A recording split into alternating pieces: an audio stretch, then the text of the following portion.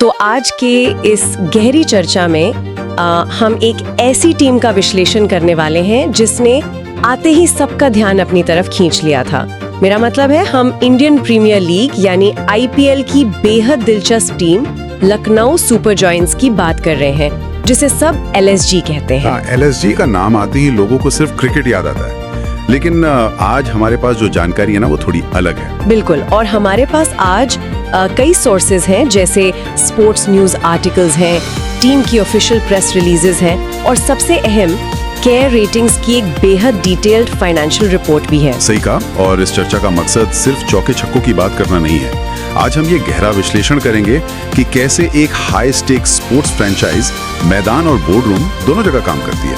ये सच में एक बेहतरीन उदाहरण है। मुझे आज भी याद है जब 2021 में आरपीएसजी ग्रुप ने इस फ्रेंचाइजी को खरीदने के लिए लगभग 7,090 करोड़ की मैसिव बिड लगाई थी, यानी $940 मिलियन। तब तो जैसे खेल जगत में हलचल ही मच गई थी। अरे होश उड़ गए थे सबके, क्योंकि देखिए काम और एनालिटिकल तरीके से अगर इसको समझें तो ये क्लियर हो जाता है कि ये सिर्फ एक खेल का मैदान नहीं है, ये एक बहुत बड़ा कॉर्पोरेट इन्वेस्टमेंट है। हाँ, और किसी भी ऐसे व्यक्ति के लिए जिसे नई चीजें सीखना पसंद है, उसके लिए ये स्पोर्ट्स मैनेजमेंट, डेटा एनालिसिस और कॉर्पोरेट फाइनेंस का एक बेहद शानदार केस स्टडी होने वाला है। एकदम सही बात। तो चलिए सबसे पहले शुरुआती सफर की बात करते हैं 2022 और 2024 के दौर की। उत्साह से भरा हुआ वो 2022 का डेब्यू सीजन, जहां केएल राहुल को कप्तान बनाया गया और टीम ने बिल्कुल सीजन वेटरन्स की तरह खेला था। हाँ, पहले 2 साल तो उनके आंकड़े बहुत जबरदस्त थे। वही तो, क्विंटन डिकॉक की वो 140 रन की नाबाद पारी किसी को कैसे भूल सकते हैं। और केएल राहुल के साथ उनकी 210 रन की ओपनिंग पार्टनरशिप। 2022 और 2023 दोनों साल टीम पॉइंट्स टेबल में तीसरे नंबर पर रही और प्लेऑफ्स तक पहुंची। देखिए सतह से देखने पर सब बहुत अच्छा लगता है। केएल राहुल के स्टार्ट्स भी बहुत अच्छे थे।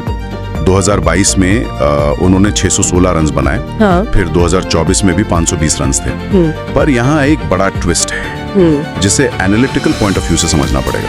कैसा ट्विस्ट? जब मैनेजमेंट ने, जिसमें जस्टिन लैंगर और जहीर खान जैसे दिग्गज शामिल हैं, हाँ। उन्होंने डेटा को गहराई से एनालाइज किया तो उन्होंने देखा कि जब भी राहुल लंबा खेलते हैं यानी क्रीज पर ज्यादा टाइम बिताते हैं तो टीम अक्सर मैच हार जाती है। अच्छा, तो यानी रन बनाना ही काफी नहीं था वहाँ पर? बिल्कुल नहीं। इसका मतलब सीधा सा था कि उनका जो स्ट्राइक रेट था वो मॉडर्न T20 क्रिकेट और खासकर नए इम्पैक्ट प्लेयर रूल के हिसाब से बहुत धीमा था। इम्पैक्ट प्लेयर आने के बाद गेम की पेस पूरी तरह बदल चुकी है। सही कह रहे हैं आप। और बात सिर्फ स्ट्राइक रेट्स तक रुकी नहीं थी। मुझे याद है 2023 के सीजन में मैदान की गर्मा गर्मी भी काफी चर्चा में थी। आप उस कंट्रोवर्सी की बात कर रही हैं जो विराट कोहली, गौतम गंभीर और नवीन उल हक के बीच हुई थी? हाँ, वही जिसने मीडिया में इतनी हेडलाइंस बनाई थी। और इस सब के बाद जब 2024 आया तो टीम का आत्मविश्वास डगमगा गया। वो पॉइंट्स टेबल में सीधे 7th पोजीशन पे आके गिरे और प्लेऑफ्स से बाहर हो गए। उसी ने इस बड़े बदलाव की नींव रखी। और वहीं से क्रिकेट का असली बिजनेस और फाइनेंशियल रियलिटीज का खेल सामने आता है। ये हिस्सा सच में मुझे बहुत हैरान करता है। एक आईपीएल फ्रेंचाइज चलाने का खर्चा आखिर होता कितना है? जब मैंने रिपोर्ट पढ़ी तो मैं तो बस फिगर देखती रह गई। एलएसजी को हर साल बीसीसीआई को 709 करोड़ रुपए की एनुअल फ्रेंचाइज फी देनी होती है, हर साल, और ये 2031 तक चलेगा। वही मैं इन द डॉट्स कनेक्ट करने की कोशिश कर रहा था। केयर रेटिंग्स की रिपोर्ट के हवाले से एक आम इंसान सोचेगा कि इतना बड़ा खर्च हर साल कवर कैसे होता है? हाँ, आखिर इतना पैसा आ कहां से रहा है? असली गेम चेंजर हैं बीसीसीआई के मीडिया राइट्स, जो 2023 से 2027 के लिए 48,390 करोड़ रुपए में बेचे गए थे। आप अंदाजा लगाइए, ये पिछली बार से 3 गुना ज्यादा था। 3 गुना ज्यादा? ये तो एक मैसिव अमाउंट है। पर ये टीम्स तक पहुंचता कैसे है? इसका बड़ा सिंपल पर इफेक्टिव रेवेन्यू मॉडल है। 50-50 का रेशियो होता है। बीसीसीआई 50% रखती है और बचा हुआ 50% टीम्स में बांटा जाता है। पर उसमें से 45% सारी टीम्स में बराबर बढ़ता है और बचा हुआ 5% उनकी रैंकिंग के हिसाब से मिलता है। अच्छा, तो यानी परफॉर्मेंस का सीधा असर पैसे पर पड़ता है। तभी केयर रिपोर्ट बताती है कि फाइनेंशियल ईयर 25 में एलएसजी का रेवेन्यू लगभग 20% गिर गया था, क्योंकि टीम की रैंकिंग गिरकर 7th हो गई थी और उन्होंने प्लेऑफ्स ना पहुंचने की वजह से मैचेस भी कम खेले। बिल्कुल सही पकड़ा आपने। और इस मैसिव डेट और एनुअल फी को चुकाने के लिए ही उनकी parent company RPSG ventures limited को फाइनेंशियल सपोर्ट देना पड़ता है, बाहर से हैवी बोरोइंग करनी पड़ती है। यानी ग्राउंड पर खराब परफॉर्मेंस का सीधा मतलब है बैलेंस शीट पर करोड़ों का डेंट। एकदम। और जब बोर्डरूम में इतना आर्थिक दबाव हो तो मैदान पर नई स्ट्रैटेजी बनाना मजबूरी बन जाता है। Here's where it gets really interesting. अब बात करते हैं 2025 के मेगा रीसेट की, क्योंकि जब हालात इतने गंभीर थे तो फ्रैंचाइज ने पिछले कप्तान केएल राहुल को रिलीज कर दिया और ऑक्शन में एक नया इतिहास रचा। ऋषभ पंत की एंट्री। हाँ, मेगा ऑक्शन में उन्होंने पंत को खरीदने के लिए 27 करोड़ रुपए की रिकॉर्ड ब्रेकिंग बिड लगाई और आते ही उन्हें कप्तान बना दिया। और साथ ही नया जर्सी, नया लोगो और जेके सुपर सीमेंट और KEI जैसे नए स्पॉन्सर्स भी जुड़ गए। देखिए, इस नई स्ट्रैटेजी को समझना बहुत जरूरी है। केएल राहुल को रिलीज करके दरअसल उन्होंने अपनी सबसे बड़ी प्रॉब्लम यानी स्ट्राइक रेट के इशू को सॉल्व करने की कोशिश की है। नए बैटिंग ऑर्डर में अब Rishabh Pant, David Miller, Aiden Markram और मिचेल मार्श जैसे खतरनाक पावर हिटर शामिल हैं। यानी ऑपोजिशन के बॉलर्स पर शुरू से ही प्रेशर डालने का पूरा प्लान सेट है। बिल्कुल। इनका मकसद यही है कि क्रीज पर टिके नहीं रहना, बस तेजी से रन बटोरते जाना है। T20 का आज का ग्रामर यही मांगता है। पर एक चीज और थी इस ऑक्शन में जिसने ध्यान खींचा। एक तरफ तो उन्होंने पंत पर रिकॉर्ड पैसा खर्च किया, वहीं दूसरी तरफ उन्होंने मयंक यादव जैसे यंग बॉलर पर बहुत जल्दी विश्वास दिखाया। उन्हें 11 करोड़ में रिटेन किया गया। ये उनकी फ्यूचर की इन्वेस्टमेंट है। मयंक लगातार 150 की स्पीड से बॉलिंग कर सकते हैं। मैनेजमेंट आगे की सोच रही है। और उधर आयुष बदोनी और मोहसिन खान जैसे खिलाड़ियों को कम बजट में रिटेन करके उन्होंने अपना पर्स भी बचा लिया। बैलेंस तो बहुत अच्छा बनाया है। स्ट्रैटेजी तो शानदार है, पर इसको ग्राउंड पर एग्जीक्यूट करने के लिए उतना ही मजबूत कोचिंग स्टाफ चाहिए होता है। हाँ, और इस मामले में LSG ने कोई कसर नहीं छोड़ी है।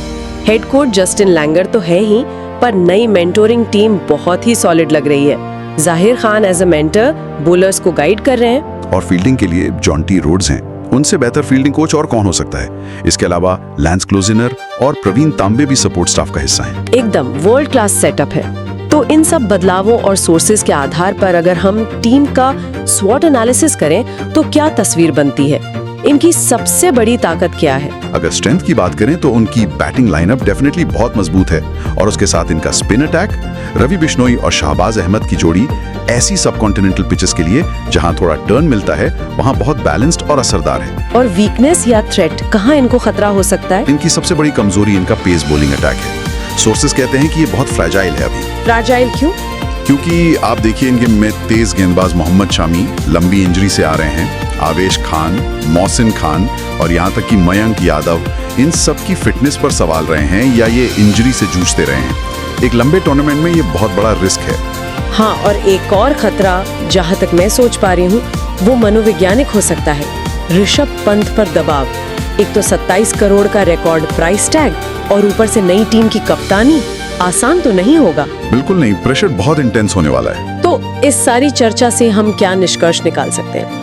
मुझे लगता है इस डीप डाइव से एक बात तो बिल्कुल साफ हो जाती है कि प्रोफेशनल स्पोर्ट्स अब सिर्फ जज्बात और नेचुरल टैलेंट का खेल नहीं बचा है। सही बात है। ये data analytics, strike rates, risk management और करोड़ों रुपए की फाइनेंशियल प्लानिंग का एक बेहद कॉम्प्लेक्स मिक्स बन चुका है। मतलब मैदान पर लिया गया गलत फैसला मैच तो हराएगा ही, पर साथ ही ओनर की बैलेंस शीट पर करोड़ों का नुकसान भी ला सकता है। ये बहुत बड़ा गेम है। और इस गेम के अंत में एक बेहद गहरा सवाल छपा है जिस पर शायद ही कोई ध्यान देता है। हमने देखा कि LSG और बाकी सारी फ्रेंचाइजीज का पूरा फाइनेंशियल मॉडल किस पर टिका है? BCCI के उस 48,390 करोड़ के मीडिया राइट्स पर, जो 2027 तक के लिए फिक्स्ड है। राइट, जो पिछली बार से 3 गुना थे। पर जरा सोचिए, अगर OTT और डिजिटल विकल्पों की भीड़ में आने वाले सालों में क्रिकेट देखने वालों की संख्या या व्यूअरशिप में गिरावट आ जाती है और 2027 के बाद अगला मीडिया राइट्स ऑक्शन इतना बड़ा रेवेन्यू नहीं ला पाता, तो क्या होगा?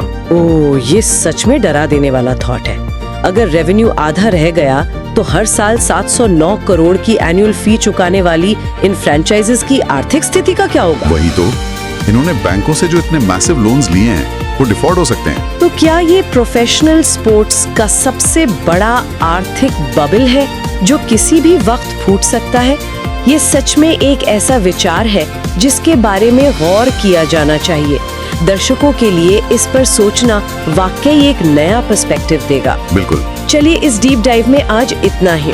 इस गहरी चर्चा ने खेल और बिजनेस के रिश्ते को पूरी तरह खोलकर रख दिया है। आगे भी ऐसे ही विश्लेषण के साथ जुड़ेंगे।